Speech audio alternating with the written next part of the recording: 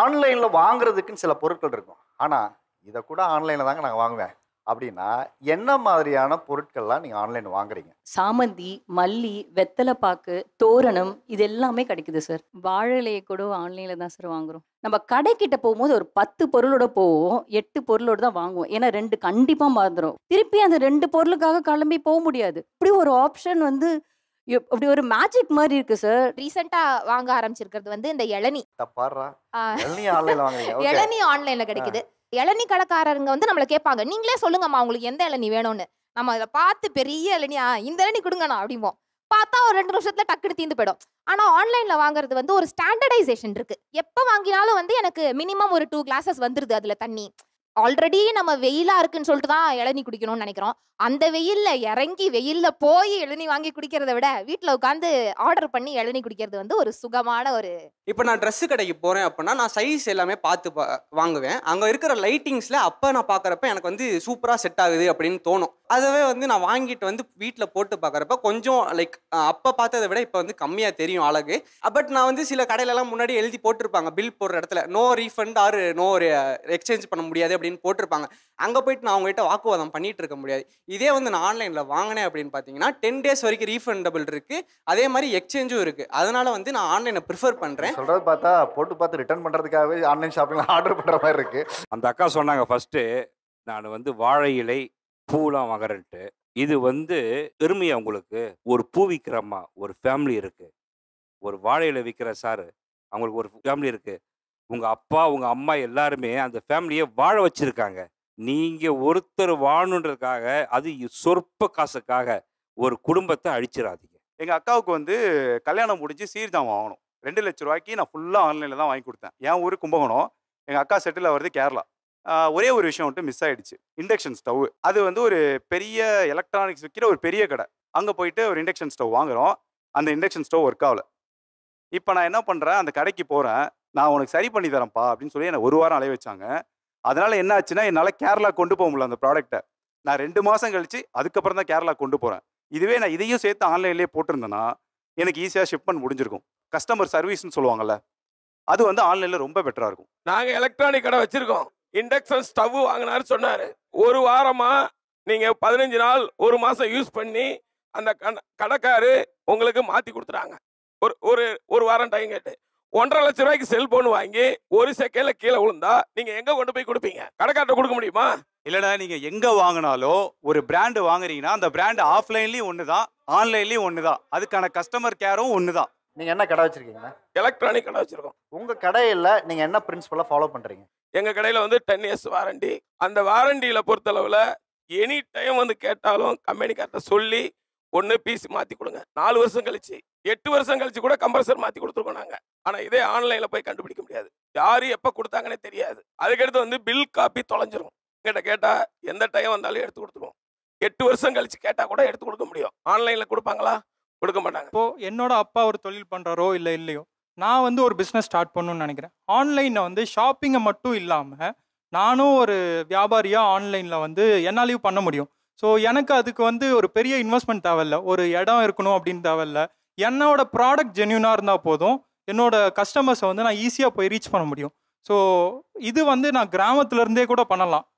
ஒரு செல்ஃபோனை வச்சுக்கிட்டு, ஒரு இன்டர்நெட்டை வச்சுக்கிட்டு, வெறும் ஒரு மொபைல் ஃபோன் போதும் என்னோட ப்ராடக்ட்டை விற்கிறதுக்கு. ஸோ நீங்கள் ஃபஸ்ட்டே சொன்ன மாதிரி ஜிடிபி வந்து 0.0லேருந்து இன்க்ரீஸ் ஆகும்னு சொல்கிறீங்க. ஸோ அந்த கான்ட்ரிபியூஷன் என்கிட்ட இருந்து வரணும் அப்படின்னு நினைக்கிறேன். கன்சியூமராக மட்டும் இல்லாமல் ஒரு செல்லராகவும் இருக்கணும்னு நினைக்கிறேன். அதுக்கு எனக்கு இது ஒரு வழி ஆன்லைன் அப்படின்றது. நாங்க ஒரு கடை வைக்கணும் அப்படின்னா அதுக்கு ஒரு முதலீடு வேணும். ஆனா இன்னைக்கு நான் வந்து ஒரு ஹோம்மேட் ப்ராடக்ட் பண்றேன், நான் வந்து ஒரு பொருளை நானே கண்டுபிடிச்சிருக்கேன், நான் சந்தைப்படுத்தணும்னு நினைக்கும் போது எனக்கு இந்த ஆன்லைன் மூலியமாவே சந்தைப்படுத்துறதுக்கான வாய்ப்பு இருக்கு. அப்போ இந்திய பொருளாதாரத்தை நானும் ஒரு இடத்துல உயர்த்துறேன்ல. இல்லை சார், அந்த ஆன்லைன் வியாபாரம் வந்து பொதுவாகவே சிறு குறு தொழிலை ஒழிக்கிறதுக்கான முயற்சி தான் இது. ஆன்லைன் வியாபாரம் பண்ணிட்டு இருக்கும் பொழுது ஒரு பொருளுக்கு ஒரு விலை நிர்ணயம் பண்றாங்க, அதை கொடுக்குறாங்க, விலை இப்போ கம்மியாக கொடுக்குறாங்க. ஒரு காலகட்டத்துக்கு மேலே போயிடுச்சுன்னா அந்த பொருள் ரேட்டு வந்து டபுள் மடங்கு. அதுக்குள்ள சிறு குறு தொழில் பண்றவங்க எல்லாருமே சமாளி ஆயிடுவாங்க. இப்போ நீங்க வந்து ஒரு இன்ஸ்டாகிராம்ல நிறைய ஆட் வரும். அந்த ஆட்லாம் பார்த்தீங்கன்னா பே பண்ணி தான் பிஸ்னஸை கொண்டு போயிருப்பாங்க. ஆனால் பேவே பண்ணாமல் டைரெக்டாக வீடியோஸ் போட்டு அது மூலமாக நிறைய ஃபாலோவர்ஸை கெயின் பண்ணி அந்த ஃபாலோவர்ஸை கஸ்டமர்ஸாக யூஸ் பண்ணிக்கிட்டு அந்த மாதிரி ஒரு கான்டென்ட் மார்க்கெட்டிங் ஸ்ட்ராட்டஜியில் இப்போ பிஸ்னஸ் போயிட்டு இருக்கு. ஆனால் நம்ம வந்து பழங்காலத்திலே இருந்துக்கிட்டு ஆன்லைன் போகக்கூடாது, ஆன்லைன் வந்து எல்லாரையும் அழிச்சிரும் அப்படின்னு சொல்றது எவல்யூஷன் அப்படிங்கிறத ஒன்று வந்து நமக்கு வேணாம் அப்படின்னு சொல்ற மாதிரி. நான் இன்னொரு பெர்செப்ஷன் வைக்கணும்னு நினைக்கிறேன்.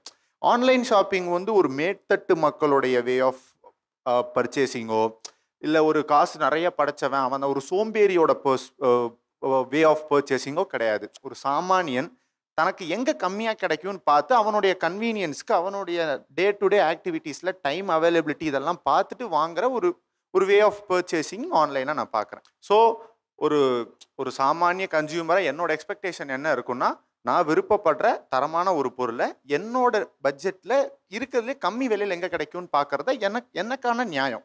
என்னோட எக்ஸ்பெக்டேஷன்ஸ் அப்படி தான் இருக்கும். அண்ட் இன்னொரு பெரிய விஷயம் நான் சொல்கிறது என்னென்னா, இப்போ காமர்ஸில் வந்து ஒரு பெரிய 2 கார்பரேட்ஸ் இருப்பாங்க, அவங்க வந்து சேல் பண்ணுறாங்க. இப்போ நல்லா யோசிச்சு பாருங்க, அதில் யார் விற்கிறா? செல்லர் யார்? செல்லர் வந்து ஏதோ ஒரு ஊரில், இப்போ குருகிராம் இந்த மாதிரி ஏதோ ஒரு ஊரில் ஒரு சாதாரண ஆள் ஒரு ஜிஎஸ்டி போட்டு செல்லர் ப்ரொஃபைல் போட்டு உட்காந்துருக்கவன் தான். அப்போ அமௌண்ட் வந்து எல்லாமே அந்த பெரிய கார்பரேட்ஸ்க்கு போகிறது இல்லை, அந்த மாதிரி செல்லர்ஸ்க்கும் தான் போகுது.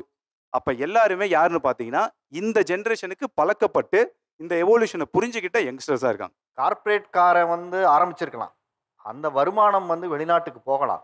ஆனால் இங்கே வருமானம் ஈட்டக்கூடிய வணிகம் பண்ணக்கூடியவர்கள் நம்ம மக்களாக தான் இருக்காங்க. அவங்களும் கடைநிலை மனிதர்களாக தான் இருக்காங்க. அவங்களும் ஒரு கன்சியூமர் மூலியமாக வியாபாரம் பண்ணி அவங்களும் ஒரு பொருளாதாரம் ஈட்டுறதுக்கு நிறைய ஆண்டர்பிரனர், அதாவது சுயதொழில் செய்பவர்கள் நிறைய பேர் உருவாகியிருக்காங்க. அது இது வாய்ப்பாக அமைஞ்சிருக்குன்னு சொல்கிறாரு. சைபர் கிரைமு ஆன்லைன் ஷாப்பிங் வந்ததுக்கு அப்புறம் தான் அதிகமானது. 2011 இருந்த சைபர் கிரைமோட எண்ணிக்கையும் 2017க்கு அப்புறம் 2024 வரையும் இருக்கிற தற்சமயத்துக்கான சைபர் கிரைமோட எண்ணிக்கையும் அதிகம். இவங்க சைபர் கிரைம் எப்படி இது உருவாகுதுன்னா, ஆன்லைனில் ப்ராடக்ட் அப்ளை பண்ணுறாங்க, இவங்களோட இமெயில், ஃபோன் நம்பர் எல்லாத்தையுமே கொடுத்துறாங்க. அதை யாரோ ஒரு 3வது மனுஷன் ஹேக்கர் வந்து எடுத்து திருட்டு தனமா நம்மளதை வந்து சேல் பண்ணுறாங்க. அதாவது டேட்டாவை திருடி ஸ்கேம் பண்ணுறாங்கன்னு சொல்கிறீங்க. ஆமாங்க சார். என்னோட டேட்டா திருடப்படாமல் இருக்கணும்னா நான் ஆன்லைன் ஷாப்பிங்கை அவாய்ட் பண்ணி தான் ஆகணும். ஆன்லைன் வர்த்தகத்து மூலியமாக தான் உங்கள் டேட்டா திருடப்படுதுங்கிறாரு. அப்போ இந்த வியாபாரம் நடக்கலைன்னா இதுக்கு வாய்ப்பே இல்லைல்ல. நான் என்னோட கிரெடிட் கார்டு கொடுக்கறதுனால நிறைய ஏமாறுறேன் அப்படின்னா யாருமே வந்து ஆன்லைன் ஷாப்பிங்கை பண்ண மாட்டாங்க. அது கண்டினியூஸாக வந்து இன்க்ரீஸ் ஆகாது. அது இன்க்ரீஸ் ஆகணும்னா இந்த டிஸ்அட்வான்டேஜ் வந்து குறைக்கப்படணும். அண்ட் அதுக்கான டெக்னாலஜிஸும் வளர்ந்துக்கிட்டு தான் வருது. சார், நான் தூத்துக்குடியில் இருக்கிறேன், ஆனால் காஞ்சிபுரத்தில் சேரி எடுக்கிறேன். இன்னைக்கு இவங்க டெலிவரி சார்ஜ் 50 ரூபா கூட போட்டு வாங்கன்னு சொல்கிறாங்க. அதே இது நான் டைரெக்டாக இவங்க கடையில் நான் காஞ்சிபுரத்தில் போய் எடுக்கணும்னா நான் தூத்துக்குடியிலேருந்து காஞ்சிபுரத்துக்கு டிக்கெட் எனக்கு எவ்வளோ வருது? அந்த காஞ்சிபுரத்துலேருந்து நான் மறுபடியும் தூத்துக்குடிக்கு போகணும், நான் டைம் ஸ்பெண்ட் பண்ணணும். ஏன்னா என்னுடைய மந்த்லி சேலரி 15,000 ரூபா. நான் வந்து தூத்துக்குடி ஹார்பரில் ஒர்க் பண்ணுறேன். ஒரு நாள் விட்டு ஒரு நாள் டியூட்டி சார். எனக்கு ஒரு நாள் லீவ் கிடைக்குன்னு சொல்லிட்டு நான் இங்கேருந்து அங்கே போய் காஞ்சிபுரம் போய் நான் சேரி எடுத்து வந்தேன்னா எனக்கு அன்றைக்கான செலவு 6,000 ரூபா ஆகும் சார். அதே இது நான் ஆன்லைனில் பார்த்துட்டு 1000 ரூபா சரி ஆர்டர் பண்ணேன்னா எனக்கு 100 ரூபா ஆகுது. நான் 5,900 ரூபா நான் மிச்சம் பண்ணுறேன் சார். அந்த 5,900 ரூபாயை வச்சு நான் குடும்பத்தை என்னால் ரன் பண்ண முடியும். பேசுறாங்களே, நான் வந்து காஞ்சிபுரத்துக்கு போய் காஞ்சிபுரம் பட்டு வாங்கணுமான்னு. அதே தானுங்க நானும் கேட்குறேன். நீங்க வாங்கக்கூடிய பொருள் இருக்கு பாத்தீங்களா, அது எந்த அளவுக்கு உண்மையானது நீங்க நினைச்சு வாங்கிட்டு இருக்கீங்க ஆன்லைன்ல?